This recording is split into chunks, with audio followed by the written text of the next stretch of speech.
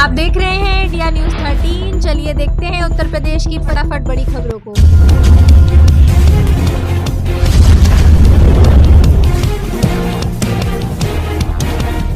UP के किसानों के लिए बड़ी खुशखबरी, बढ़ाया जाएगा केसीसी और बीमा योजना का दायरा। कृषि मंत्री ने अधिकारियों को दिए निर्देश। आपको बता दें, कृषि मंत्री सूर्य प्रताप शाही ने किसान बीमा योजना में कम कवरेज और केसीसी की धीमी प्रगति पर नाराजगी जताई। वहीं उन्होंने बीमा कंपनियों और बैंक अधिकारियों को लापरवाही के खिलाफ चेतावनी भी दी और योजनाओं का विस्तार करने का निर्देश दिया। मंत्री ने बाढ़ प्रभावित क्षेत्रों में फसल नुकसान के आकलन और मुआवजे के त्वरित वितरण का आदेश दिया है।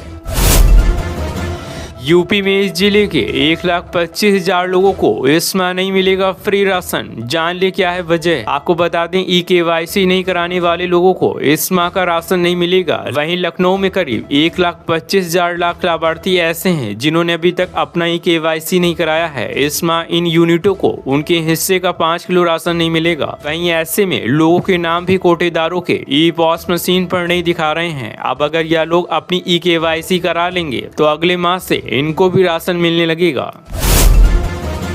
नए नियम से मिलेगी पुरानी पेंशन। यूपी सरकार ने जारी किया आदेश। कर्मचारियों के लिए बड़ी खबर आई सामने। आपको बता दें, उत्तर प्रदेश के कर्मचारियों के लिए एक बड़ी खबर सामने आई है। पुरानी पेंशन योजना को लेकर महत्वपूर्ण आदेश जारी किया गया है। सरकार ने आदेश में साफ कर दिया है कि अब किसी भी कर्मचारी के पेंशन बनाते समय उसकी अस्थायी नौकरी या फिर वर्क चार्ज या दैनिक वेतन की अवधि को बिल्कुल भी नहीं जोड़ा जाएगा। इसको लेकर शासन की ओर से नया आदेश जारी कर दिया गया है। इस आदेश के बाद लाखों कर्मचारियों पर बड़ा असर पड़ा है जो अस्थायी नौकरी करने के बाद नियमित हुए थे और पुरानी पेंशन योजना बहाली की उम्मीद लगाए बैठे थे।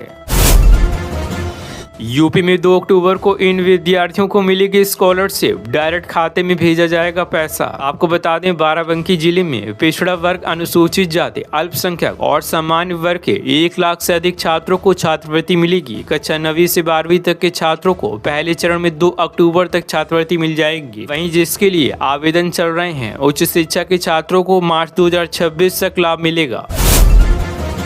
यूपी के हर तहसील में खुलेगा advance skill training centre. Drone technology, AI जैसी नई कोर्स भी होंगे शामिल। आपको बता दें, अब हर तहसील में एक एडवांस स्किल ट्रेनिंग सेंटर स्थापित किया जाएगा। वहीं विद्यार्थियों को उनके घर के नजदीक ही कौशल प्रशिक्षण प्राप्त हो सके, इसके लिए यह पहल की जा रही है। यही नहीं, इन एडवांस स्किल ट्रेनिंग सेंटर में छात्रों को परंपरागत ट्रेड में प्रशिक्षण के साथ ही drone technology, artificial intelligence, AI, solar energy इत्यादि के नए कोर्स में ट्रेनिंग दी जाएगी।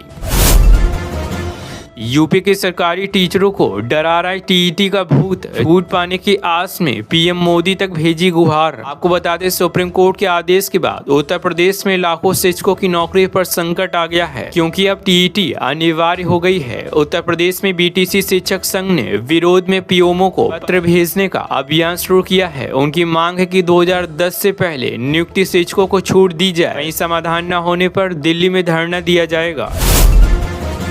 यूपी में अगले 3 दिन तक मौसम रहेगा सुहाना। कई जिलों में बारिश की भी चेतावनी। आपको बता दें, यूपी के कई जिलों में अगले 3 दिन तक मौसम सुहाना रहने के आसार हैं। हालांकि इस दौरान गरज चमक के साथ बारिश की भी संभावना जताई गई है। इससे लोगों को उमस भरी गर्मी से राहत मिलेगी। वहीं मौसम वैज्ञानिक ने बताया कि पूर्वानुमान के अनुसार आगामी 5 दिन अधिकतम तापमान 32 से 34 डिग्री सेल्सियस और न्यूनतम तापमान 26 से 27 डिग्री सेल्सियस के बीच रहने की संभावना है।